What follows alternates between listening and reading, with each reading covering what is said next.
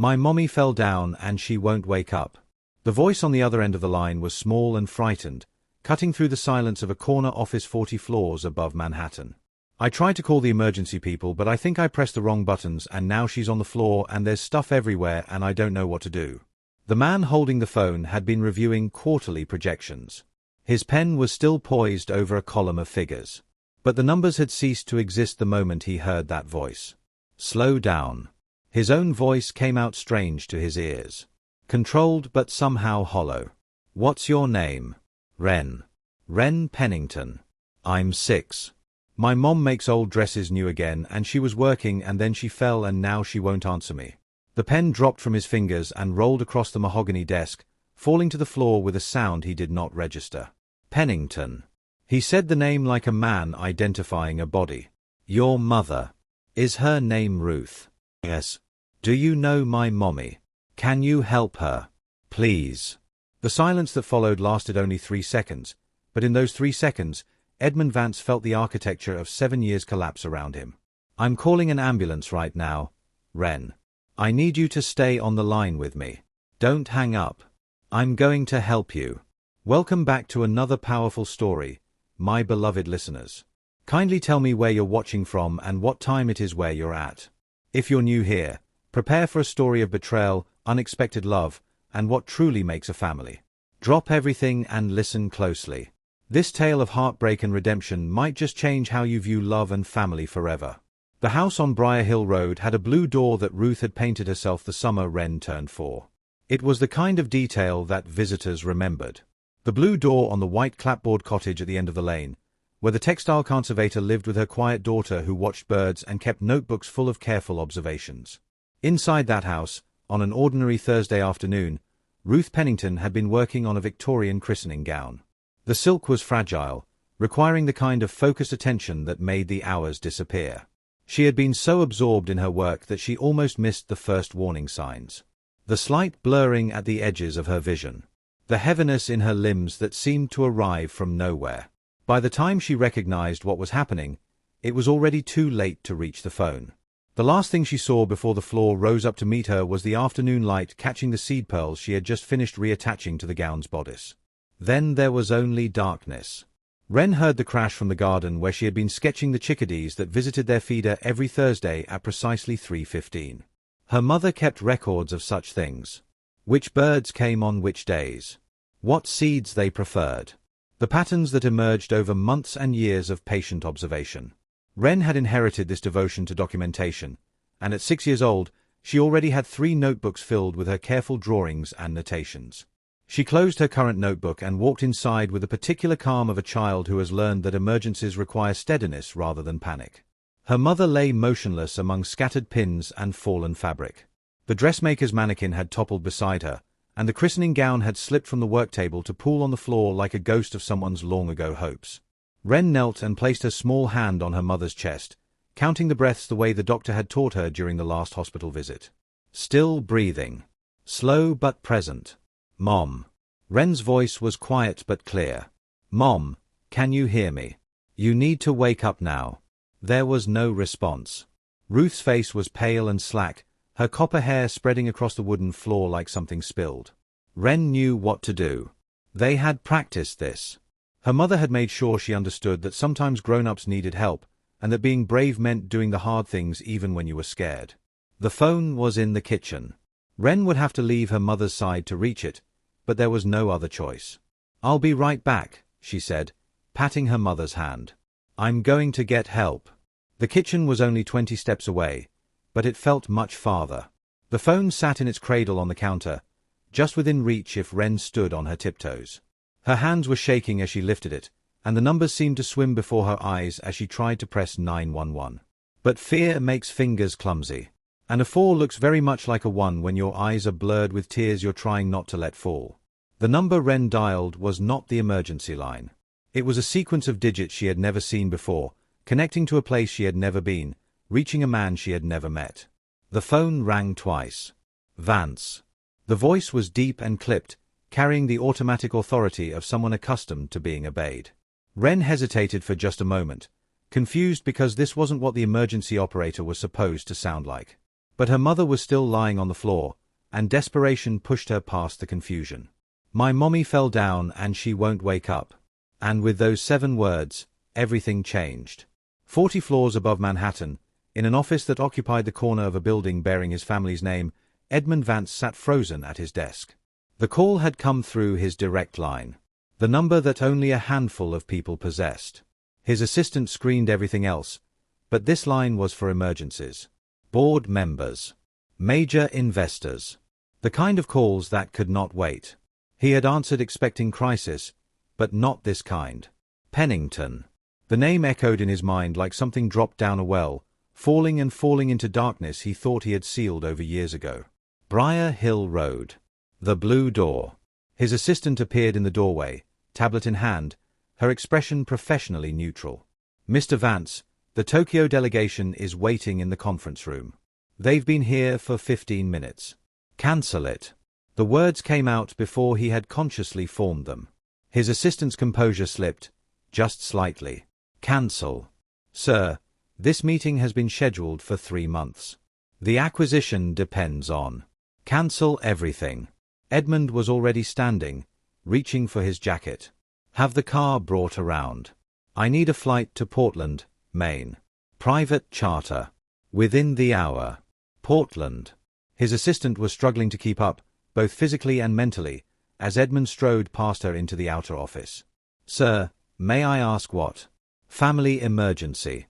The words stopped her cold. In 3 years as his executive assistant, she had never heard Edmund Vance use the word family in any context other than the foundation that bore his late father's name. "I didn't know you had family in Maine," she said carefully.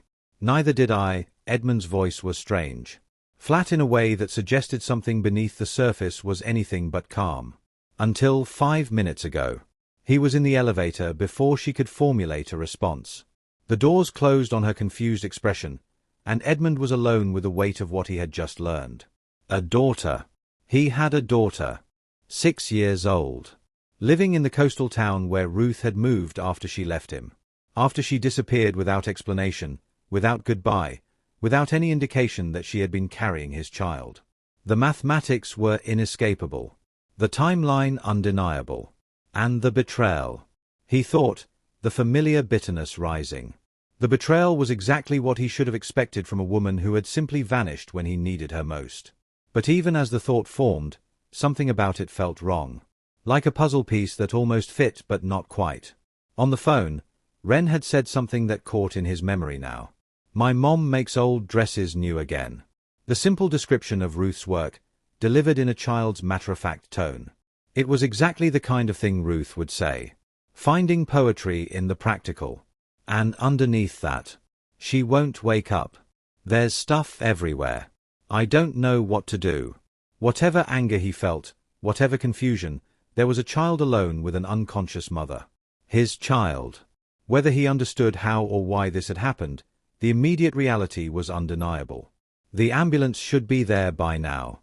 He had called while still on the line with Wren, using his cell phone to dial emergency services while keeping Wren talking on his desk phone. He had heard the sirens in the background before the connection finally dropped. But he was not going to sit in his Manhattan office and wait for news. The jet was fueled and ready within 40 minutes. Edmund spent the flight doing what he always did when faced with uncertainty. He gathered information. Ruth Pennington. Current address 14 Briar Hill Road, Briar Cove, Maine. Owner of a small textile conservation business. Unmarried. 1 child. The private investigator's report was thorough, delivered to Edmund's phone within 20 minutes of his request. He read it twice, looking for something that would explain how this had happened. How she could have been pregnant when she left. How she could have raised a child for 6 years without ever telling him. But the report contained no explanations. Only facts. She had moved to Maine 6.5 years ago. She had purchased the house on Briar Hill Road with cash from an inheritance. She had built her business slowly, carefully, developing a reputation for exceptional work on antique garments. She lived quietly, kept to herself, had a small circle of friends. And she had a daughter named Wren, born 7 months after Ruth had disappeared from Edmund's life. 7 months.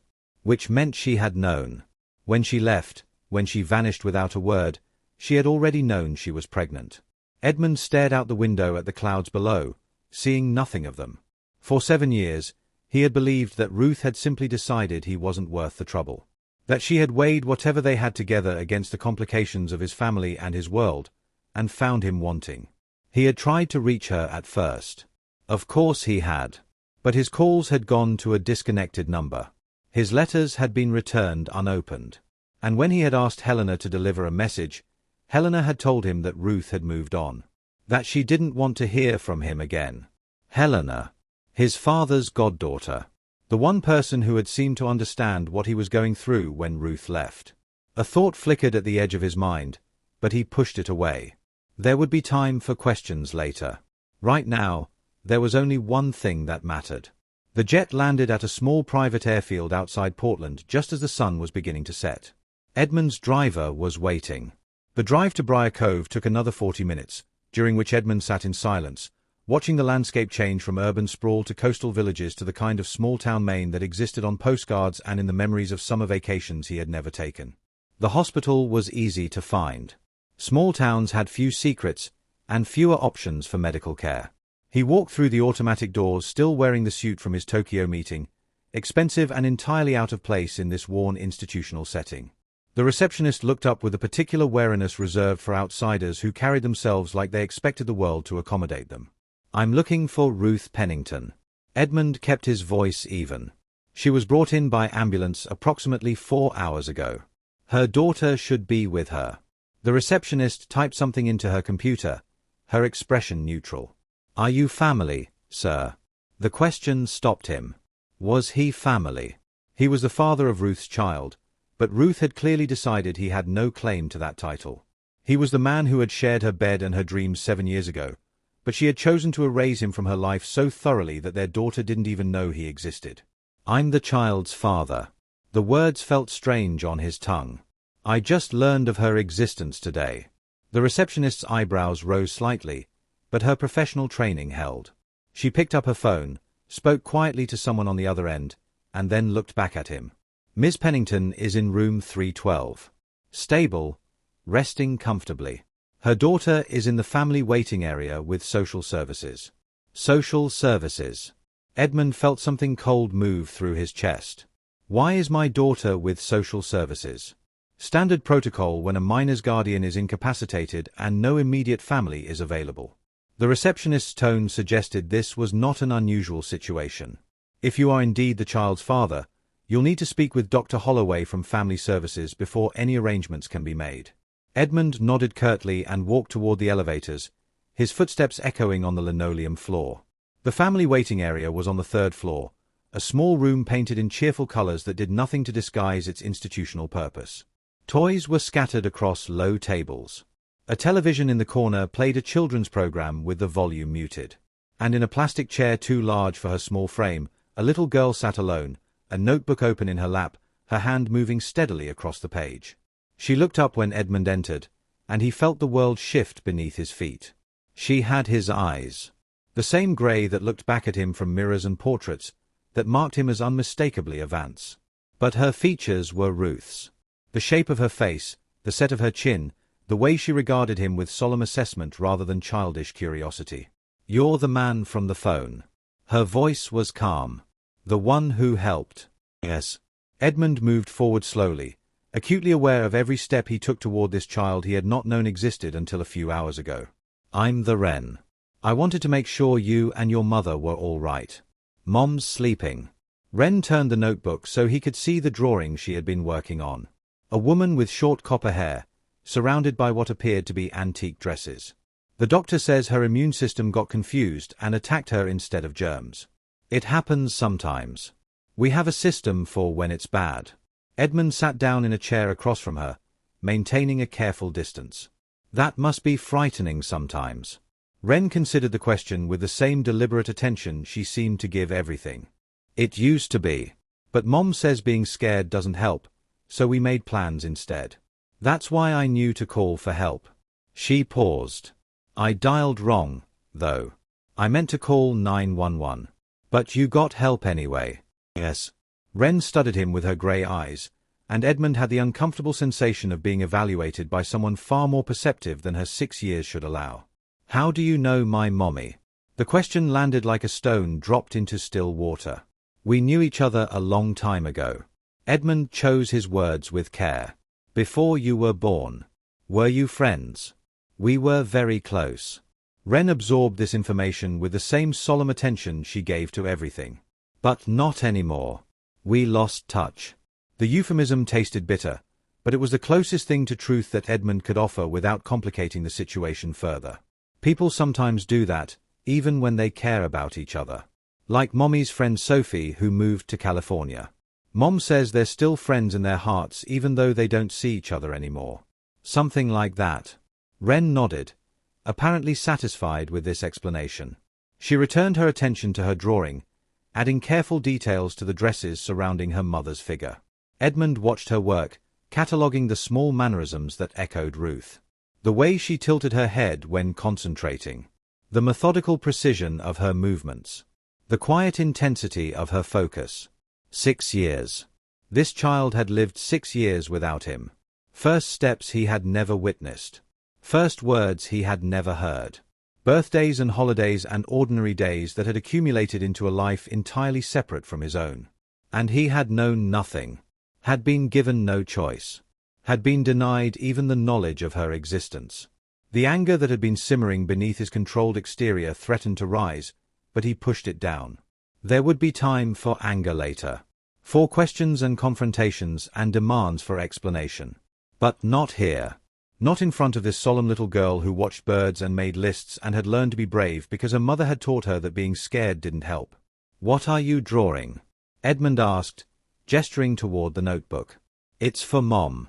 Wren held up the page so he could see it more clearly. So she knows I was thinking about her while she was sleeping. I drew her in her studio with the dresses she fixes. This one is the one she's working on now. It's really old and the little pearls kept falling off, but Mom found a way to make them stay. It's very detailed. Edmund studied the drawing, genuinely impressed by the precision of her observation. You've captured the textures of the fabric beautifully.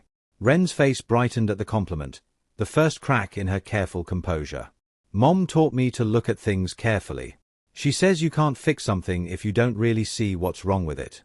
And you can't see what's wrong if you only look at the big picture.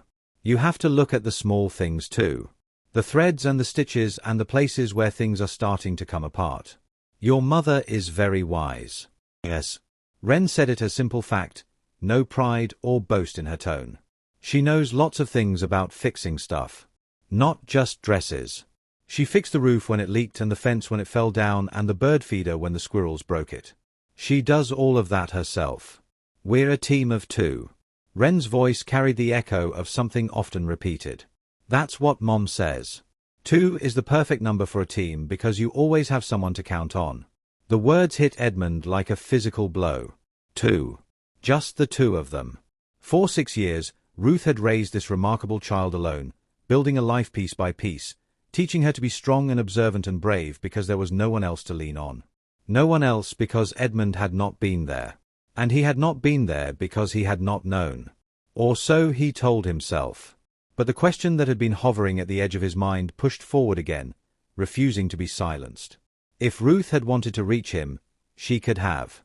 He had kept the same phone number for months after she left. He had not moved. He had not hidden himself away. She had been the one to vanish. She had been the one to disconnect her phone and return his letters and cut off every avenue of communication. Unless she hadn't. The thought was like a crack in a dam. Small at first, but spreading. Unless someone else had done those things. Unless the story he had believed for 7 years was not the whole truth. Mr. Vance. Edmund looked up to find a woman in professional attire standing in the doorway. Middle-aged, with a kind face and the particular watchfulness of someone whose job required her to assess complicated situations quickly. I'm Dr. Holloway from Family Services.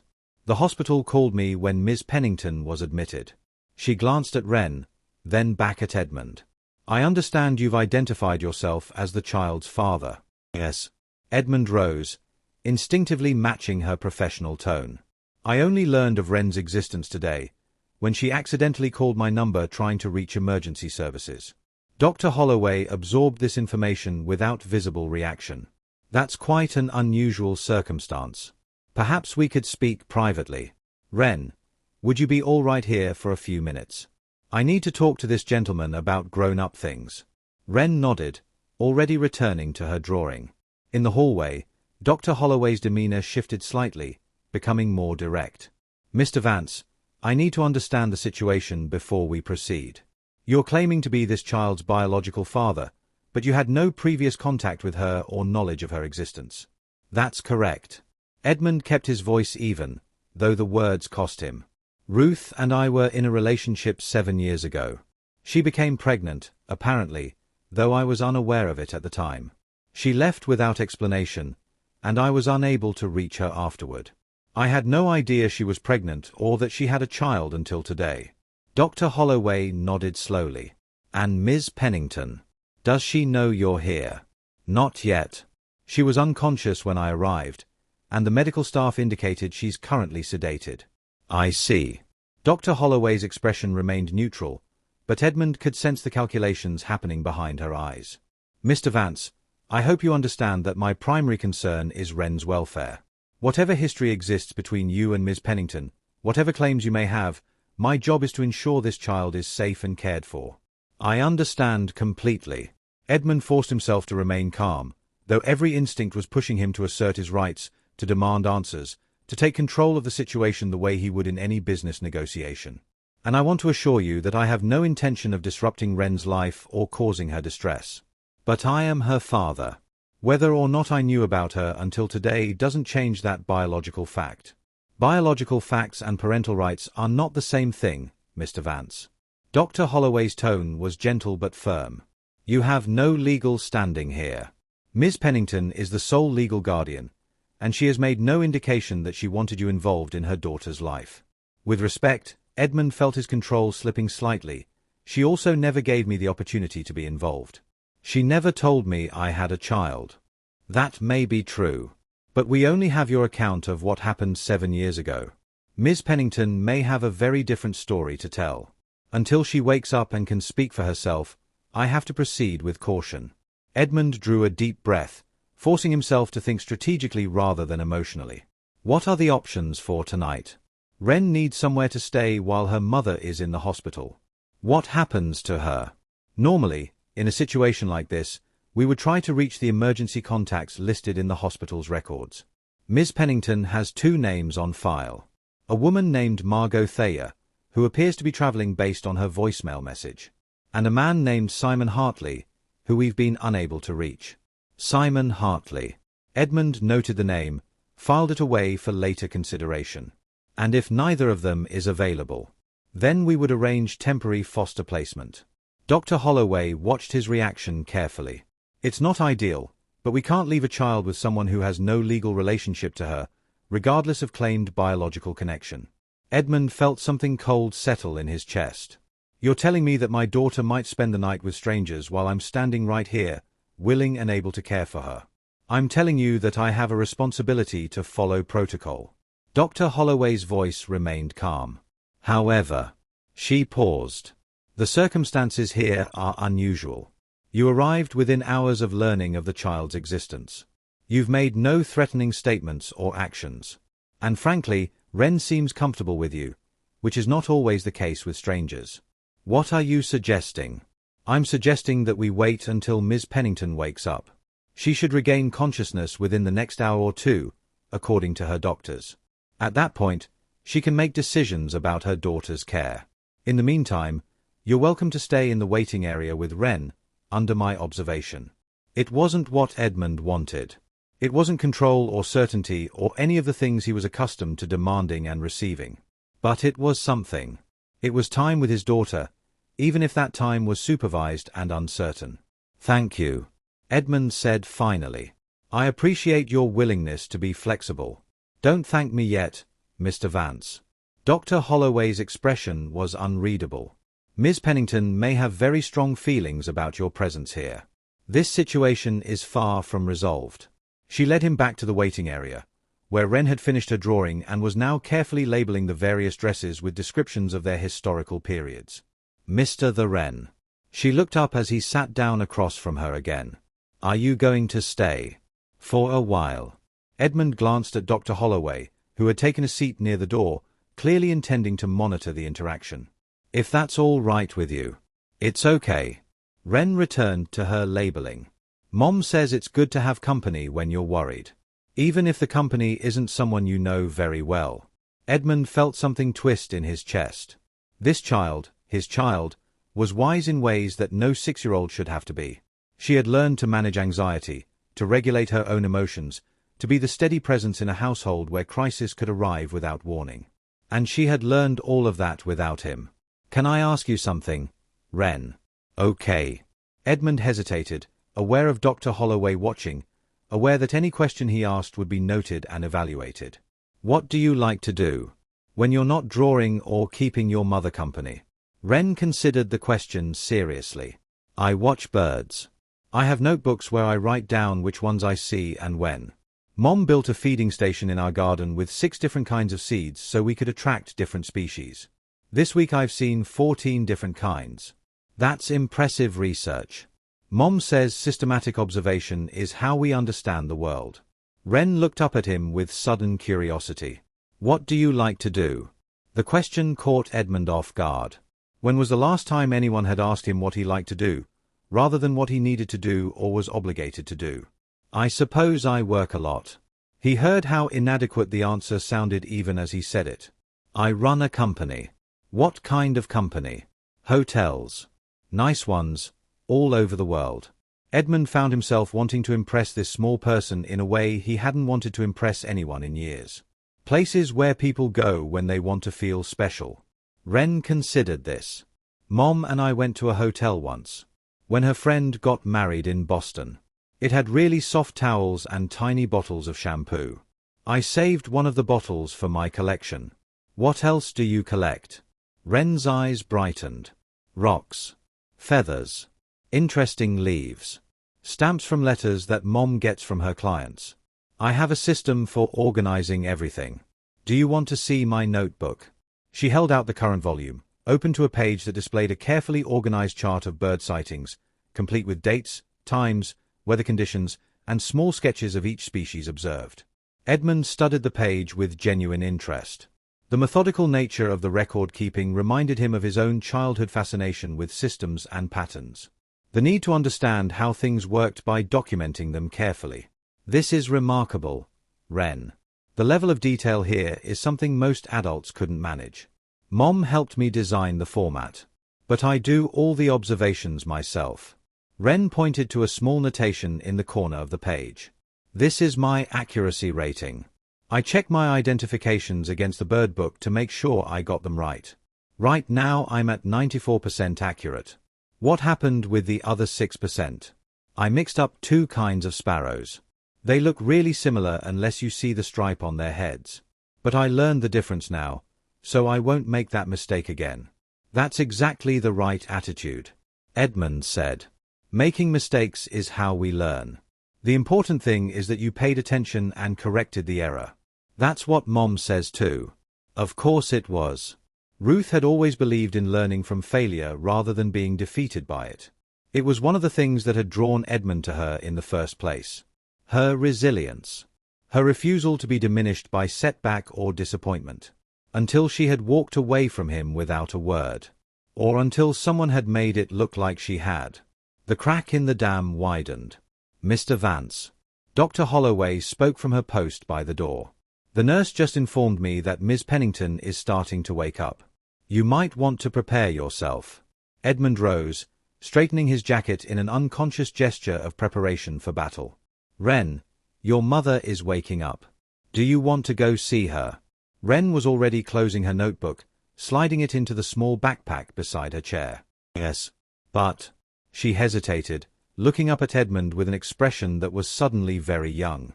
Will you come too? The request, so simple and so trusting, cut through every defense Edmund had constructed over 7 years of believing himself rejected and abandoned. If your mother allows it, he said carefully. I would like to. They walked together down the corridor toward Ruth's room, Dr. Holloway trailing behind.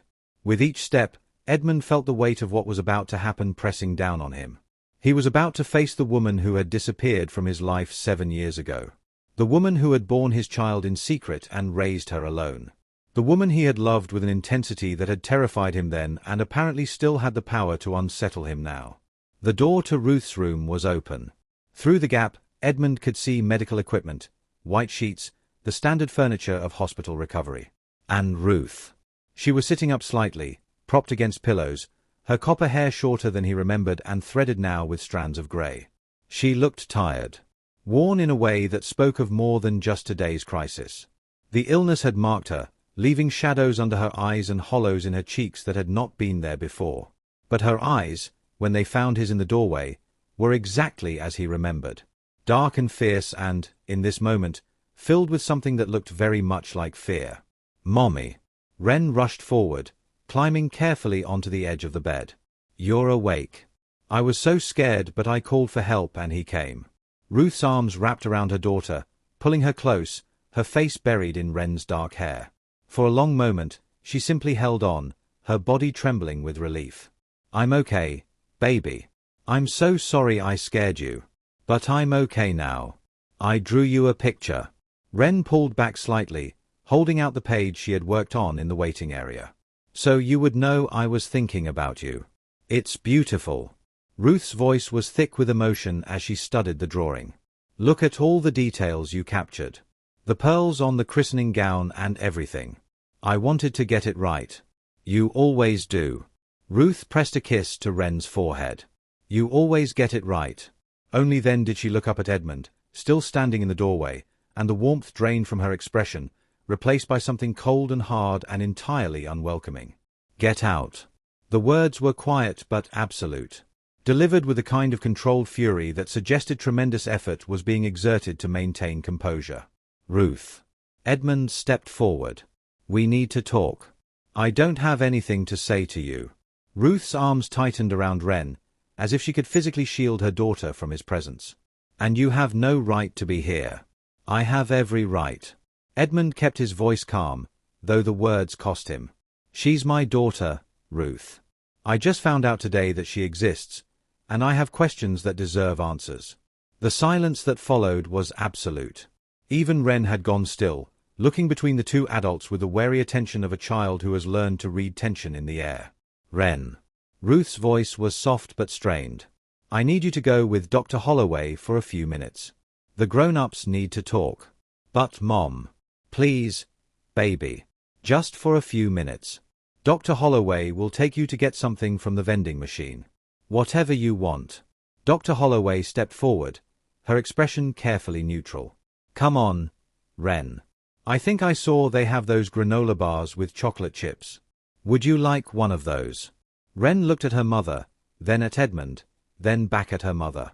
Whatever she saw in Ruth's face must have convinced her, because she slid off the bed and walked to Dr. Holloway's side. "I'll be right back, Mom." "I know, sweetheart. I love you. I love you too." The door closed behind them, and Edmund and Ruth were alone for the first time in 7 years. The silence stretched between them like a physical barrier, heavy with everything unsaid and unresolved. Ruth's face had closed off entirely, her expression the careful blankness of someone containing something explosive. "How dare you?" The words came out low and controlled, each one precisely articulated. "How dare you show up here after 7 years and claim you have rights? Claim you deserve answers." Edmund moved closer to the bed, but stopped when Ruth's expression hardened further. "How dare I?"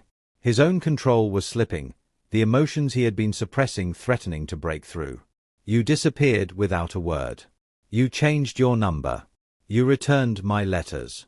You cut off every avenue of communication and raised my daughter without ever telling me she existed. And you're asking how I dare."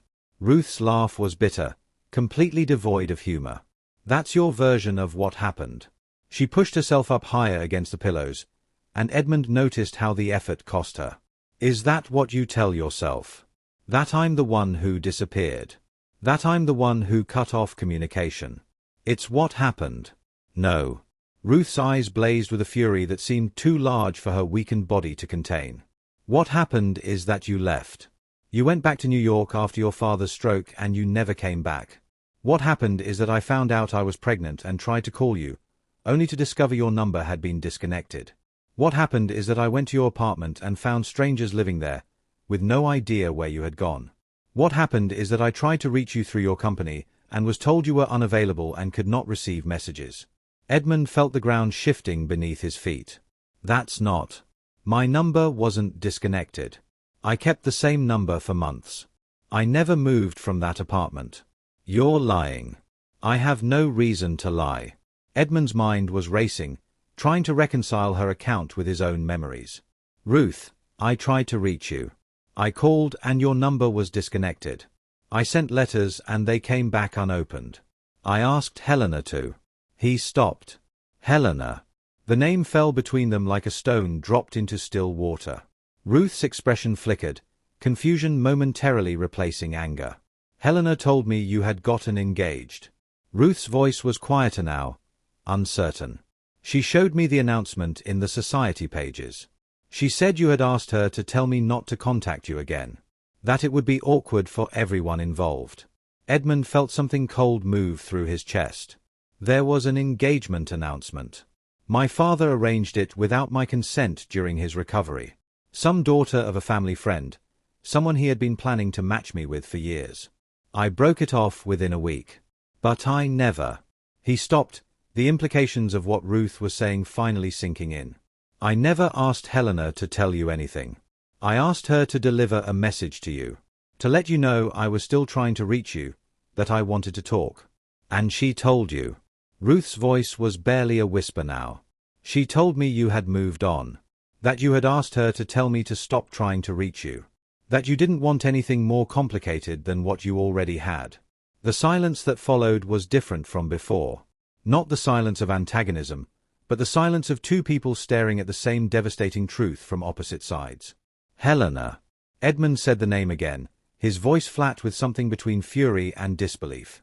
She was my father's goddaughter. She had access to my apartment. To my phone. To my correspondence. Ruth's face had gone pale, what little color her illness had left draining away. She befriended me. Ruth's voice trembled slightly. During that first month after we got together. She said she wanted to get to know the woman who had captured your attention. I thought she was genuine. She was genuine in her disapproval. Edmund felt the architecture of 7 years collapsing around him for the second time that day. My father's family always had expectations about who I should marry. Helena shared those expectations. She thought you were. He stopped, unable to continue. Unsuitable. Ruth finished for him. I know. I heard her say it once, when she didn't know I was listening. Too bohemian. Too focused on art rather than advancement. She said something about appropriate pedigrees. Edmund closed his eyes, the full weight of what had been done to them settling into his bones. 7 years. His voice was hoarse. 7 years I believed you had rejected me. 7 years you believed I had abandoned you. 7 years our daughter grew up without a father because one woman decided she knew what was best for everyone. When he opened his eyes, Ruth was looking at him with an expression he couldn't read. The anger was still there, but layered beneath it was something else. Grief, perhaps. Or the vertigo of having the foundations of 7 years of certainty crumble beneath her. Even if what you're saying is true. Ruth spoke slowly, as if testing each word before releasing it. Even if Helena did all of this. You still left first, Edmund. You went back to New York after your father's stroke and you didn't come back.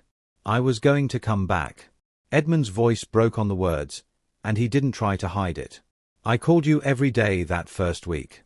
You never answered. By the second week, your number was disconnected. I thought. You thought I had walked away from you. Yes. The same thing I thought about you. They stared at each other across the hospital room, across the gulf of 7 wasted years, and Edmund saw in Ruth's face the same devastation he felt in his own chest. This is. Ruth pressed her hand to her forehead, her composure finally cracking. This is too much. I can't. I've spent 7 years building a life on the belief that you abandoned us.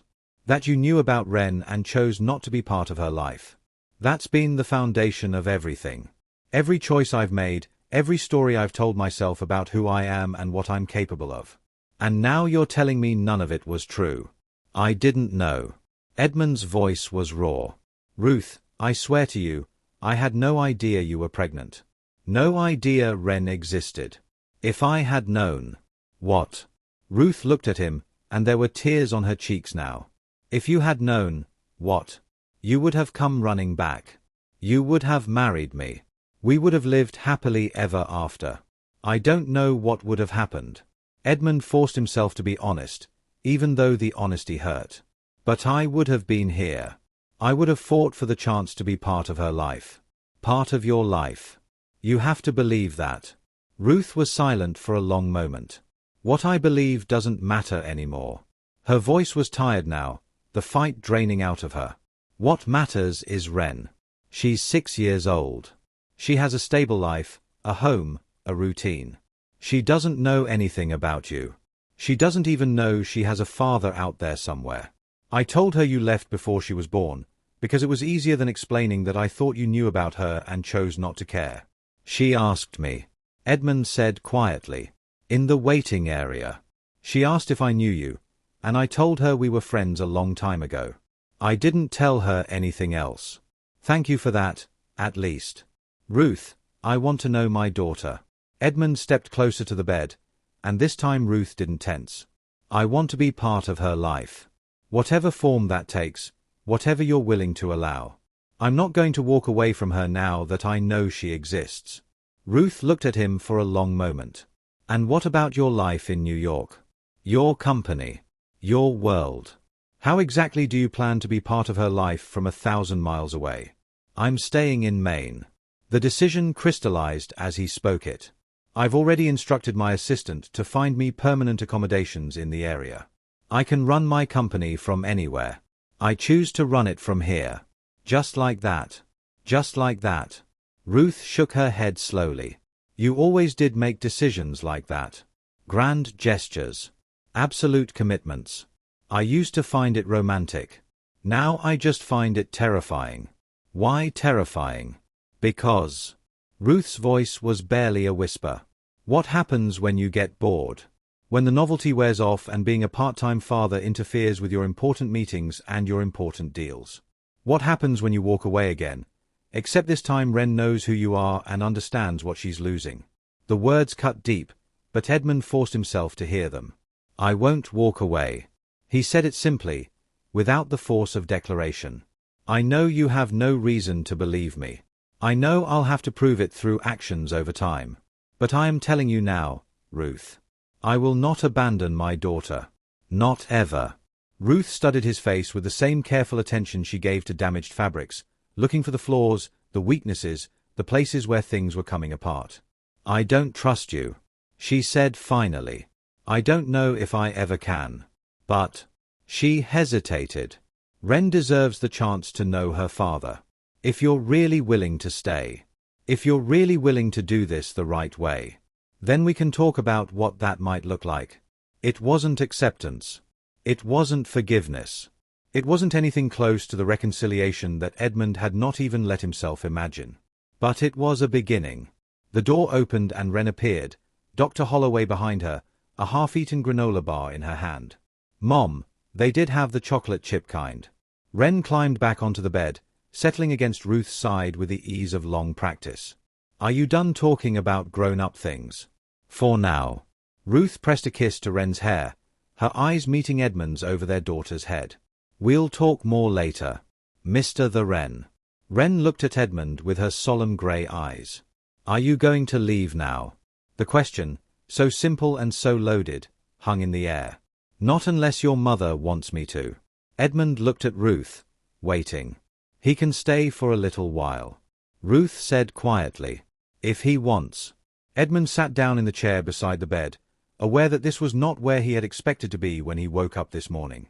In a small-town hospital room, looking at a daughter he hadn't known existed, sitting across from a woman he had loved and lost and apparently never truly understood. Ren was showing Ruth the drawings she had made, explaining each one with the same meticulous attention to detail that characterized all her work. Ruth listened, asked questions, praised the observations she had recorded. And Edmund watched them both, committing every detail to memory, knowing that this was just the beginning of a very long journey. A journey that would require patience he was not sure he possessed. Trust he had not yet earned. and answers to questions that were only now beginning to form in his mind. Helena. The name circled in his thoughts like a vulture waiting to land. She had done this.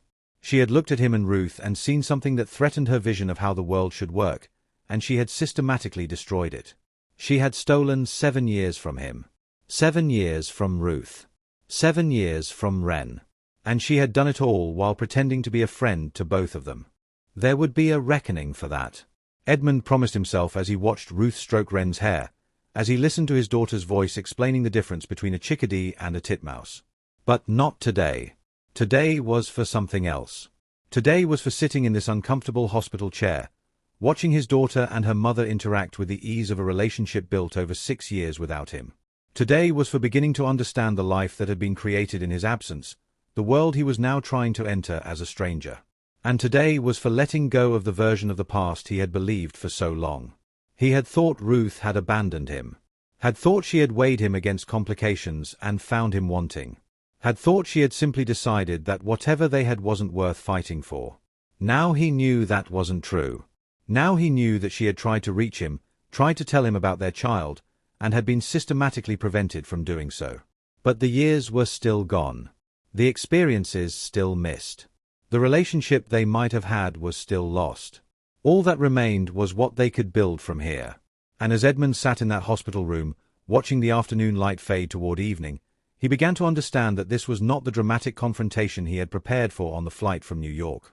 This was not a battle to be won or a negotiation to be closed. This was something far more difficult. This was the quiet, patient, uncertain work of learning to be a father to a child who had never needed one before.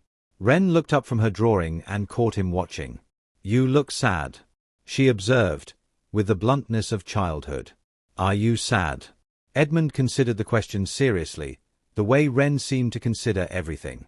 "I think I'm feeling a lot of things at once," he said finally. "Some of them are sad. But some of them are happy too." Ren nodded, apparently satisfied with this answer. "Mom says it's okay to feel a lot of things at once. She says feelings are like the weather. Sometimes it's sunny and rainy at the same time, and that's when you get rainbows. Your mother is very wise." "I know." Ren returned to her drawing. "That's why I listened to her." Ruth's eyes met Edmund's over their daughter's head, and for just a moment, something passed between them. Not warmth, not yet, but perhaps the acknowledgement that they were standing on the same ground now, looking at the same truth, trying to figure out what came next. It wasn't forgiveness, but it might be the beginning of something that could lead there, eventually, if they were both willing to do the work. And as the light continued to fade outside the hospital window, as Ren continued to draw and Ruth continued to recover and Edmund continued to sit in the uncomfortable chair that was the only place in the world he wanted to be, he found himself thinking that maybe, just maybe, this accidental phone call had been the most important wrong number ever dialed. But the truth about Helena was still waiting to be fully uncovered. The proof that would confirm what they now suspected. The reckoning that would have to come. And somewhere in New York, in a brownstone apartment that Edmund had visited many times over the years, Helena Ashworth was going about her evening with no idea that the careful architecture of her deception was about to come crashing down around her. Ruth looked at Edmund with an expression that had shifted in the last hour from fury to exhaustion to something more complicated. Something that might have been the first tentative stirring of possibility. "I need to rest now." Her voice was quiet. "But we should talk more tomorrow. About Ren. About what happens next. I'll be here." Edmund rose from the chair. "Whatever you need. Whatever time you need. I'm not going anywhere." Ruth nodded slowly. "That remains to be seen." But she didn't tell him to leave. And when he paused at the door to look back, she was watching him with those dark eyes that had once seen straight through to parts of himself he had hidden from everyone else. "Tomorrow," she said. "Tomorrow." Edmund stepped out into the hospital corridor, the door closing behind him with a soft click. He pulled out his phone and sent a single text to his security team back in New York. "Find everything. Helena Ashworth. 7 years ago. I want proof." Then he walked to the waiting area, where he would spend the night in an uncomfortable chair, waiting for morning, waiting for answers, waiting for the chance to begin the long, uncertain journey toward becoming the father his daughter deserved. The wrong number had connected him to the truth. Now he had to figure out what to do with it.